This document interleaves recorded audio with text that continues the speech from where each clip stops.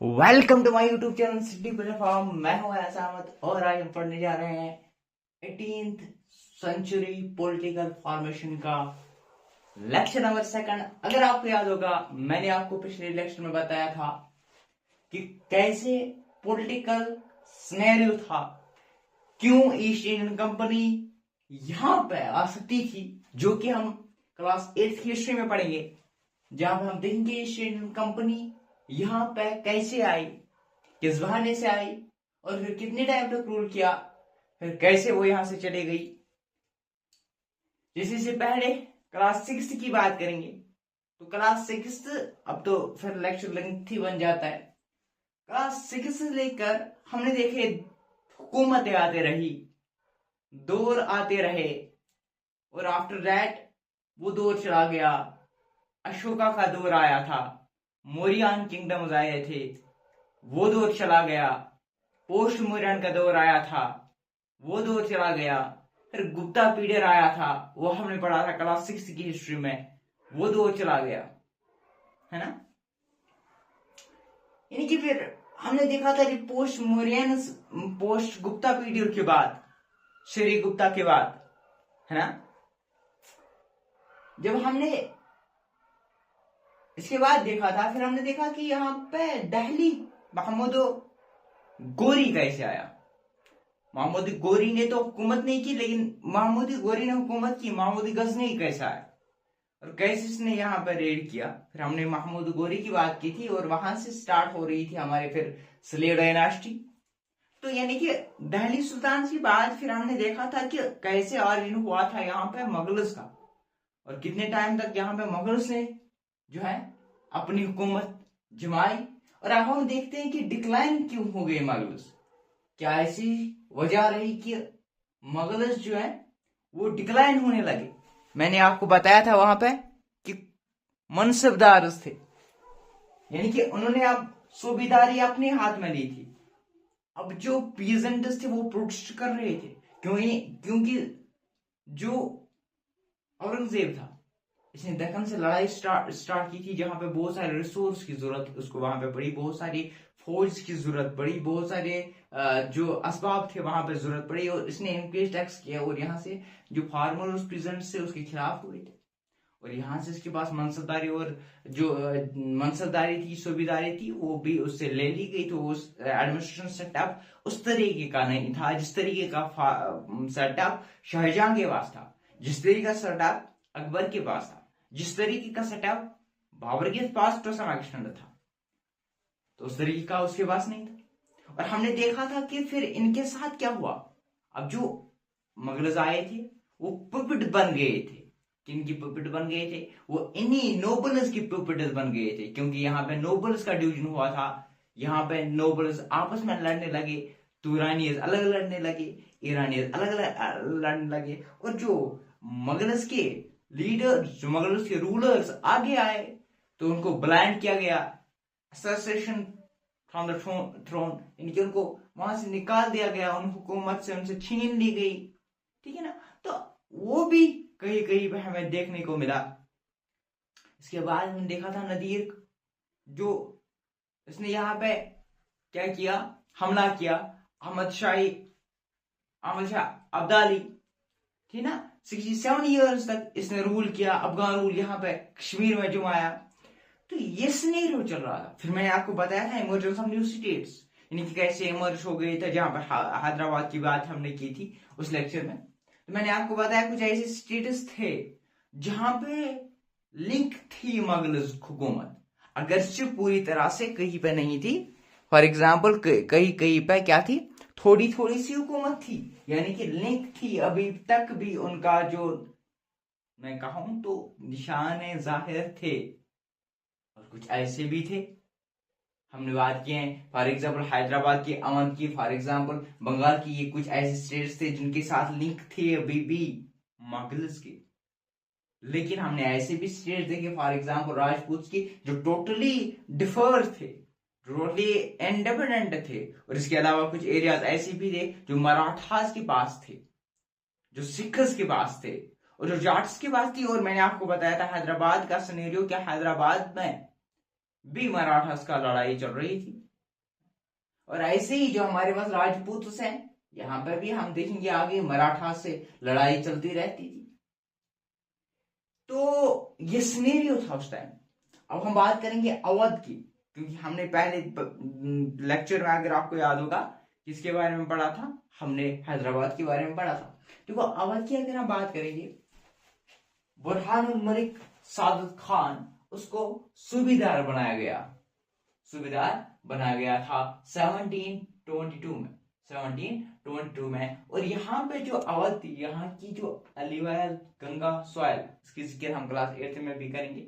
अलीवैल Ganga soil present है। और इसके अलावा जो रूट था इंडिया यानी कि बंगाल के साथ जो रूट था, वो भी जो था ना, यहीं से रूट जा रहा था, तो एक इंपॉर्टेंट इस हिसाब से भी ये बनता था। और अगर यहाँ पे इसने क्या किया था, इसने अपने जो टेरिटरी है वो मजबूत करने के लिए, अपने प्रोविंस को, अपने स्टेट को मजबूत करने के लिए इसने सूबेदारी सिस्टम अपने अंडर लिया था, कंबाइंड ऑफिस बनाए थे, सूबेदारी के, है ना, दीवानी राइट्स के और फौजीदारी के, ठीक है ना। दैट मीन्स इसने जो यहाँ पर कंबाइंड ऑफिस बनाए थे सूबेदारी के, हाँ, पॉलिटिकल, और इसके अलावा जो दीवानी के यानी फाइनेंशियल, ठीक है ना, फाइनेंशियल या फौजदारी के।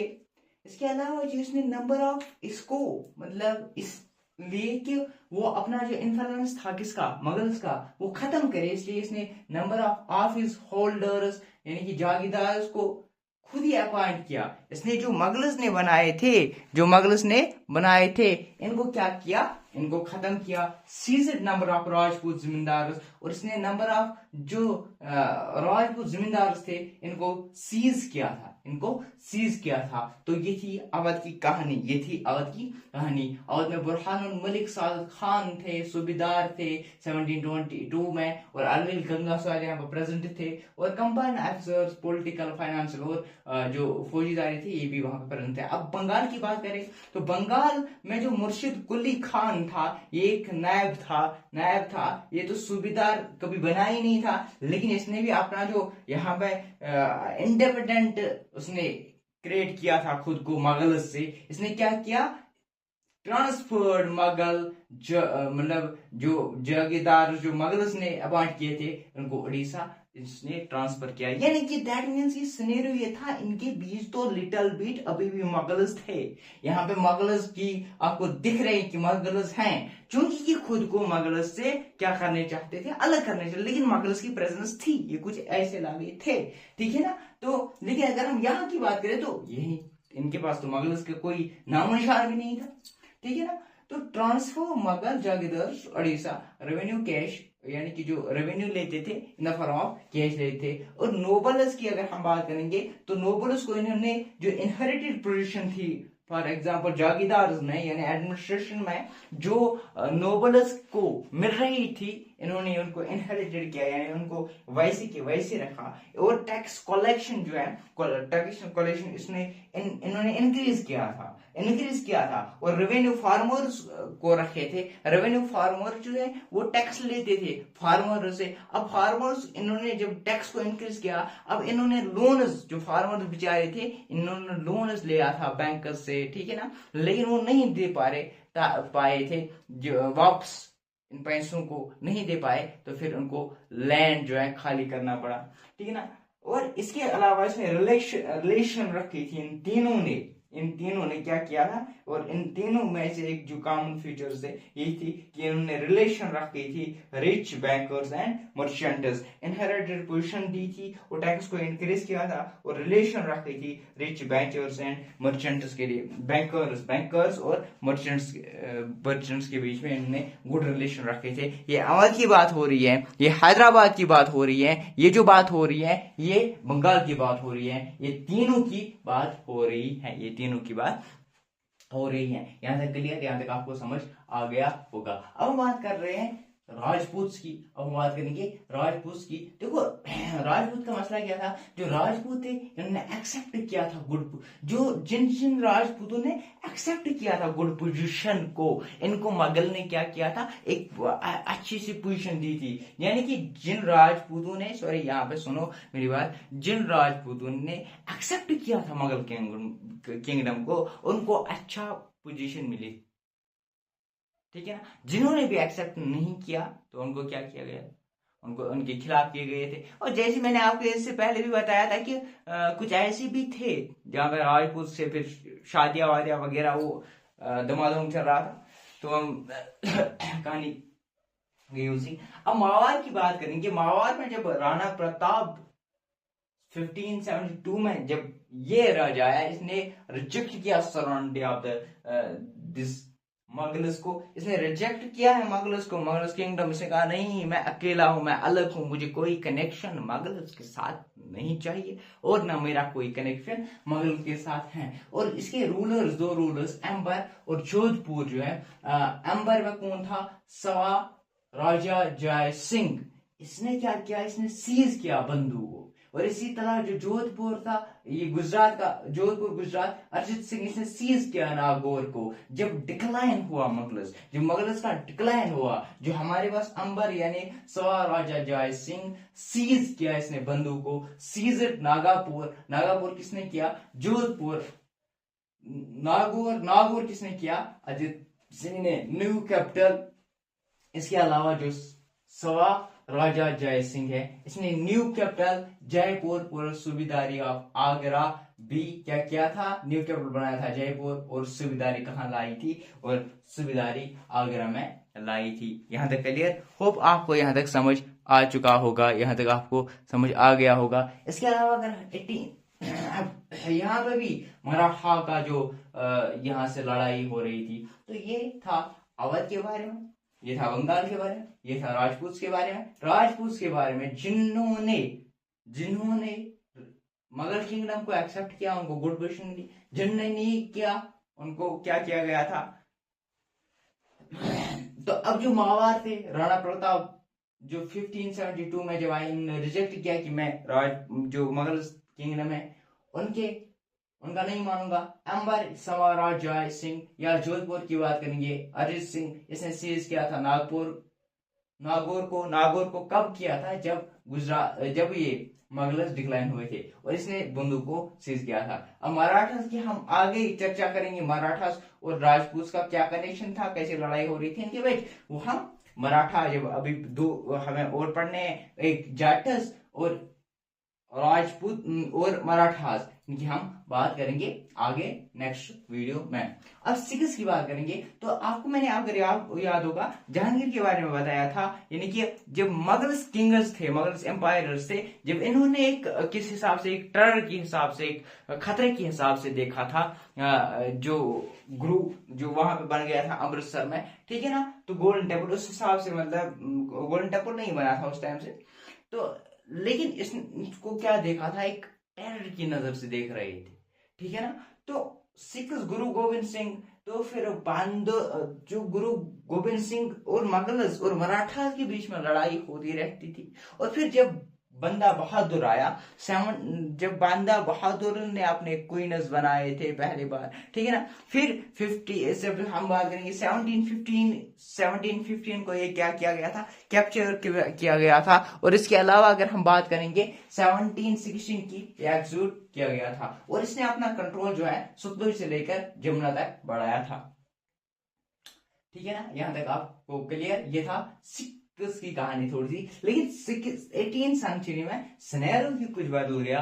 18th सेंचुरी में उनके दो अलग अलग हो गए, एक थे जट्टा जिसको मसलस कहते थे आगे, और दूसरा था खालसा। अब जट्टा और खालसा में क्या फर्क थी, देखो जट्टा जो थे या मसलस जो थे, इनको grand army meets eight Amritsar, जो इनके पास भी ग्रैंड आर्मी थी और इनके पास भी वेल ऑर्गेनाइज्ड आर्मी थी खालसा के पास। लेकिन जो इनके पास आर्मी थी वो 2 बार मिलते जाते थे।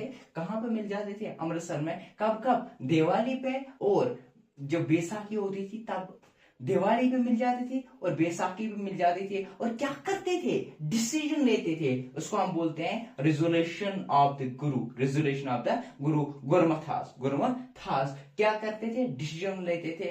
कहां पे, दिवाली अमृतसर में। कब कब, दिवाली जब होती थी और जब बैसाखी होती थी। रेजोल्यूशन ऑफ द गुरु, गुरमथास और राखी सिस्टम इन्होंने क्रिएट किया था। अब जो खालसा थे, खालसा वाले थे, ये इंस्पायर्ड बाय गुरु गोविंद सिंह, ये इंस्पायर्ड हुए थे गुरु गोविंद सिंह के द्वारा। और राज करेगा खालसा, इनका डेस्टिनेशन, उनका मकसद, उनका ये दिमाग में था कि राज करेगा खालसा। और ये लड़ रहे थे, लड़ते रहते थे मुगल्स के साथ, वो अहमद शाह अब्दाली के साथ। और इन्होंने फिर अपने कोई 1765 में अगेन किए थे। और अपना इस तरीके से ये वो मजबूत थे, कौन, खालसा वाले। और अगर हम 19th सेंचुरी की बात करेंगे तो इंडस से लेकर जमुना तक इनका जो राज है, राज बढ़ता गया। फिर महाराजा रंजीत सिंह ने क्या, अपना कैपिटल जो था वो लाहौर 1799 में लेके आए। और इसके अलावा फिर लड़ाई हुई थी। फिर जब यहाँ पे सिख रूल जम्मू कश्मीर में भी नाफिज हुआ था 1846। ये थी कहानी अवध के बारे में हमने पढ़ा, ये थी कहानी जो बंगाल के मुताबिक हमने पढ़ा, ये थी कहानी जो राजपूत के मुताबिक पढ़ा, ये थी कहानी जो सिखस के मुताबिक पढ़ा, जो यहाँ पर लड़ाई चल रही थी। ये फिर दो जत्था और खालसा में अलग अलग से यहाँ पे आर्मी हो गए। फिर रिजॉल्यूशन ये क्या कर रहे थे, दो दिवाली और बैसाखी में मिलते आते थे। और ये क्या कर रहे थे, गुरु गोविंद से वो राज करेगा खालसा, इससे सिनेरियो चल रहा था। अब हमारे पास रह गया मराठा और जाट्स, वो हम अगले लेक्चर में इंशाल्लाह पढ़ेंगे। तो मिलते हैं अगले लेक्चर में, तब तक बने रहे हमारे यूट्यूब चैनल के साथ, स्टडी प्लेटफॉर्म।